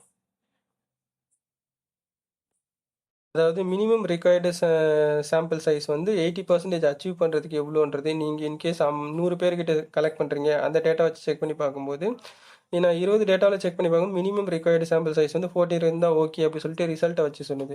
இன்கேஸ் நீங்கள் 100 சாம்பிள்ஸ் வச்சு நீங்கள் இது பண்ணும்போது அந்த இடத்துல என்ன பண்ணுவோம், ஒரு 35-40 ரெஸ்பாண்டன்ட் இருந்ததுன்னா 80% அக்செப்ட் பண்ணிக்கலாம் அப்படின்ற மாதிரி கூட வரும். இல்லை ஒரு 70 கூட வரலாம். டிபெண்ட்ஸ் அப்பான் யுவர் அந்த ஒரிஜினல் டேட்டா நீங்கள் எவ்வளோ கலெக்ட் பண்ணுறீங்களோ அதை பொறுத்து அது மாறும். இன்னும் வேறு மாதிரி என்ன கொஸ்டின் கேட்கலாம் அப்படின்னு சொல்லிட்டு பார்க்குறாங்க. ஸோ லாஜிக் கொஸ்டின், அதாவது number of sample becomes huge. உங்ககிட்ட நம்பர் ஆஃப் சாம்பிள் வந்து நான் 20 சாம்பிள் வச்சுருக்கேன், அதுக்கு மேலே வருது.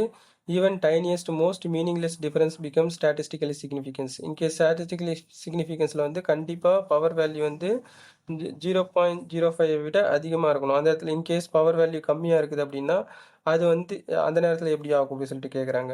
எக்ஸாம்பிளுக்கு வந்து if you test 50,000 people how a branding affect trust, you might find a significant difference only 0.01 while SPS is significant. So real வேர்ல்டில் வந்து பார்த்தீங்கன்னா நம்மளுக்கு இன்கேஸ் பி வேல்யூ நம்ம 0.05 விட கம்மியாக இருந்ததுன்னா மீனிங்லெஸ்ஸாக மாறிடும் அப்படின்னு சொல்லிட்டு. ஸோ இந்த if asked about maximum mention that excessively large sample can lead overpowering where you detect effect of no practical or clinical significance. அதாவது இது வந்து எப்போ வந்துடும் அப்படின்னு பார்த்தீங்கன்னா சிக்னிஃபிகன்ஸ் வேல்யூ வந்து நம்ம பவர் வேல்யூ அதிகமாக இருக்கும், எஃபெக்ட் சைஸ் வந்து ரொம்ப கம்மியாக இருக்கும்போது இப்போ கான்ட்ரவர்ஷியலாக மாறுது அப்படின்னும் போது அந்த நேரத்தில் நீங்கள் அதை வந்து நீங்கள் எப்படி இன்டர்பிரேட் பண்ணுறீங்க அப்படின்னு சொல்லிட்டு இதை பற்றின டீட்டெயில்ஸ் வந்து நம்ம அடுத்தது பார்ப்போம். மேக்ஸிமம் நீங்கள் பவர் வேல்யூ வந்து இன்க்ரீஸ் ஆகுறீங்க அப்படின்னா ஒன்று 0.95 வரைக்கும் வரும், அதுக்கப்புறம் ஸ்டேபிள் ஆகிடும். இந்த சார்ட்டில் வந்து பார்த்தீங்கன்னா ஒரு ஃப்ளாட் ஆகிடுது பார்த்தீங்களா, அந்த மாதிரி. இல்லை சம்டைம்ஸ் வந்து 0.099 வரைக்கும் போயிட்டு அதுக்கப்புறமேட்டு அதுக்கு மேலே இன்க்ரீஸ் ஆகாது அப்படின்னு அர்த்தம். ஸோ இப்போ இன்கேஸ் நீங்கள் வந்து என்ன பண்ணுறீங்க அப்படின்னா நம்பர் ஆஃப் சாம்பிள்ஸ் வந்து நம்மக்கிட்ட இருக்கிறது வந்து 20 பேர் இருக்கிறாங்க. ஸோ அப்போ நம்ம நார்மலாக வந்து பார்த்தீங்கன்னா ஒரு 94 அப்போ 95 வரைக்கும். இன்கேஸ் 100-200 அப்படின்னு பார்த்தீங்கன்னா நம்மளுக்கு வந்து 9.99 அந்த லிமிட் வரைக்கும் தான் போகும், அதுக்கு மேலே வந்து வராது. பர்ஃபெக்டாக 100% வந்து நமக்கு வராது. அதே மாதிரி பவர் அனாலிசிஸில் மேக்ஸிமம் லிமிட் வந்து ஒரு லெவலுக்கு மேலே போயிடுச்சுன்னா மீனிங்லெஸ் அப்படி சொல்லிட்டு சொல்லுவாங்க. இப்போ ஃபார் எக்ஸாம்பிள் நான் வந்து இப்போ 20 பீப்புள்ஸ் ரெஸ்பாண்ட் கிட்டே நான் எடுத்திருக்கிறேன், எனக்கு வந்து ஒரு 100 எடுத்தாலே ஓகே. அதுக்கு மேலே நீங்கள் எவ்வளோ எடுத்தாலும் அதில் வெறும் பெரிய அளவில் சேஞ்ச் வராது. பவர் 95ல் போயிட்டு ஸ்டாண்டர்ட் ஆகிடுச்சு அப்படின்னா அதுக்கப்புறம் தேவையில்லாமல் இன்னொரு 100 பேர்கிட்ட நான் வந்து டேட்டா கலெக்ட் பண்ணுறதுக்கு வந்து டைம் அண்ட் மணி வேஸ்ட் ஆகிடும். அப்போ நம்ம என்ன பண்ணிக்கலாம், 20 ரெஸ்பாண்டண்ட்டுக்கு மேக்ஸிமம் ஒரு 100 ரெஸ்பாண்டண்ட் கிட்ட நான் எடுத்தாலே போதும். 20 to 100 அப்படின்றது வந்து ஒரு அஃபோர்டபுளாக இருக்கும். அதுக்கு மேலே போயிடுச்சுன்னா சரி ப்ராக்டிக்கலாக வந்து எனக்கு வந்து டைம் அண்ட் மணி இதை மணி வேஸ்ட் ஆகும் அப்படின்னு சொல்லிட்டு அந்த இன்டர்பிரிட்டேஷனுக்கும் இதை எடுத்துக்கலாம்.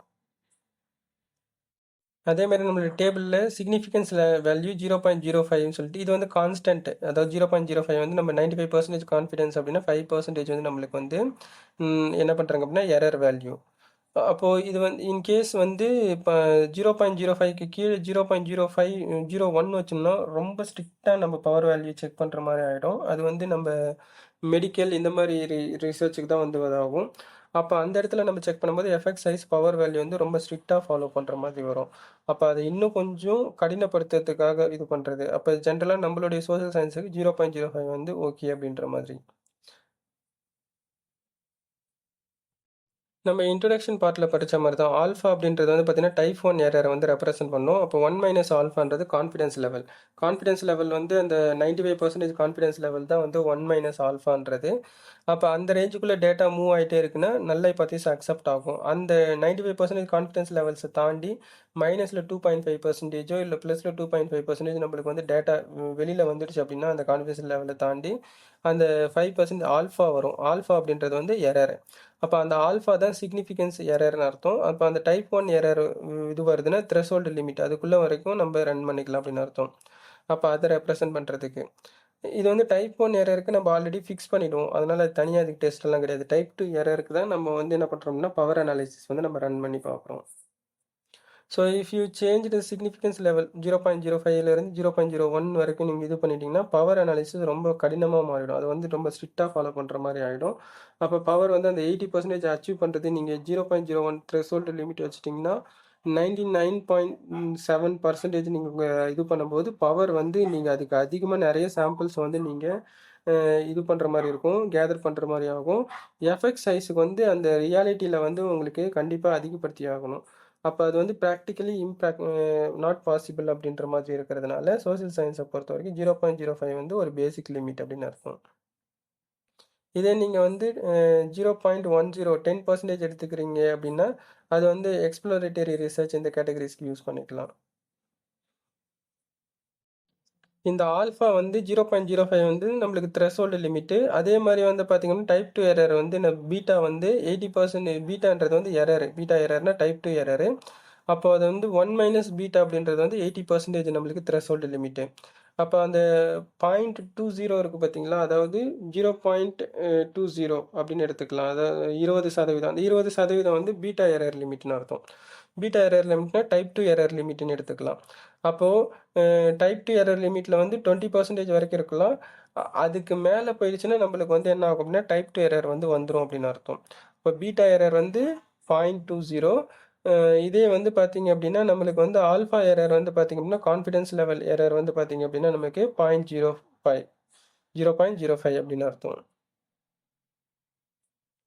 இந்த டூ சைடட் எஃபெக்ட்னா நம்மளுடைய நார்மல் டிஸ்ட்ரிபியூஷன் கர்வ் இருக்குது பார்த்தீங்களா, அதில் வந்து அந்த கான்ஃபிடன்ஸ் லெவல்ஸை தாண்டி ரிமைனிங் இருக்கிறது வந்து பார்த்தீங்கன்னா 0.25%, அதாவது 2.5% மைனஸ் ஆர் ப்ளஸில் வந்து பார்த்தீங்கன்னா மேக்ஸிமம் 100%. அதுக்கு மேலே போயிடுச்சு அப்படின்னா அது வந்து அந்த கோடு வந்து வருது பார்த்தீங்களா, அதையும் தாண்டி ரீச் ஆகுது. அது வந்து டெய்ல் சொல்லுவாங்க, மைனஸு ப்ளஸ்ஸு. இப்போ one side tail two side tail இருக்குது பார்த்தீங்களா, அப்போ ப்ளஸ் ஆர் மைனஸ் ரெண்டு எக்ஸ்ட்ரீம்லையும் செக் பண்ணி பார்த்துட்டாங்க அப்படின்னு அர்த்தம். டெஸ்ட் வந்து ரன் பண்ணிட்டாங்கன்னு அர்த்தம். எக்ஸாம்பிளுக்கு வந்து பார்த்தீங்கன்னா, இப்போ நீங்கள் ஒரு ஆட் வந்து ஒரு கம்பெனி வந்து புதுசாக ஆட் கொடுக்குறாங்க கஸ்டமர் கிட்ட. அது பாசிட்டிவ்லி அஃபெக்ட் பண்ணுதா, நெகட்டிவ்லி அஃபெக்ட் பண்ணுதா, ரெண்டு சைடுமே வந்து செக் பண்ணிட்டாங்கன்னு அர்த்தம். அதுக்கடுத்து நம்ம வந்து ஒரு சார்ட் போட்டுருக்கோமா, இந்த சார்ட்டில் வந்து பார்த்தோன்னா நான் எடுத்திருக்கிறது வந்து 20 ரெஸ்பாண்டன்ட். 20 ரெஸ்பாண்டண்ட்டுக்கு வந்து பவர் வந்து 0.942 டேபிளில் கொடுத்துருக்காங்களா. டேரெக்டாக இது 20லேருந்து அப்படியே நம்ம பார்க்கணும் 0.8க்கு மேலே போயிட்டு ஒரு சர்டைன் லிமிட் வரைக்கும் வந்தது. அதுக்கப்புறமேட்டு பார்த்தீங்கன்னா ஃப்ளாட் ஆகிட்டே வருது.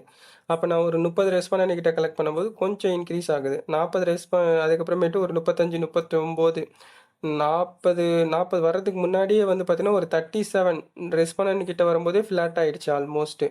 அப்போ 40 நான் வரும்போதே ஃப்ளாட் ஆயிடுச்சு. அப்போ எனக்கு வந்து 20லேருந்து 40 வரைக்குமே என்னால் வந்து 80%க்கு மேலே ஒரு 95% வரைக்கும் பர்ஃபெக்டாக வந்துடும் 100%. அதுக்கு மேலே நான் வந்து 60 80 100 இந்த மாதிரி கொண்டு போகிறேன் அப்படின்னா பெரிய அளவில் அதுக்கப்புறமேட்டு இன்க்ரீஸே ஆகாது. என்ன ஆகுது பவர். அப்போ என்ன பண்ணுறாங்க, தேவையில்லாமல் அதிகப்படுத்த தேவையில்லை, ஏதாவது ஒரு ரேஞ்சில் நிறுத்திக்கலாம். இப்போ நான் வந்து ஒரு 60 ரெஸ்பாண்டோட நிறுத்திட்டாலுமே பெஸ்ட்டு தான். அதுக்கு மேலே தேவையில்லாமல் 80 அப்புறமேட்டு 100 அப்படி சொல்லிட்டு அதிகப்படுத்துறதுனால டைம் அண்ட் மணி தான் வந்து வேஸ்ட் ஆகும் அப்படின்ற மாதிரி கேட்டகரிஸ்க்கு போயிடுதுன்னு அர்த்தம். அதாவது அந்த பவர் டேபிளில் நம்ம பிக்டோரியல் ஃபார்மேட்டில் நம்ம பார்த்துருக்குறோம். That's all.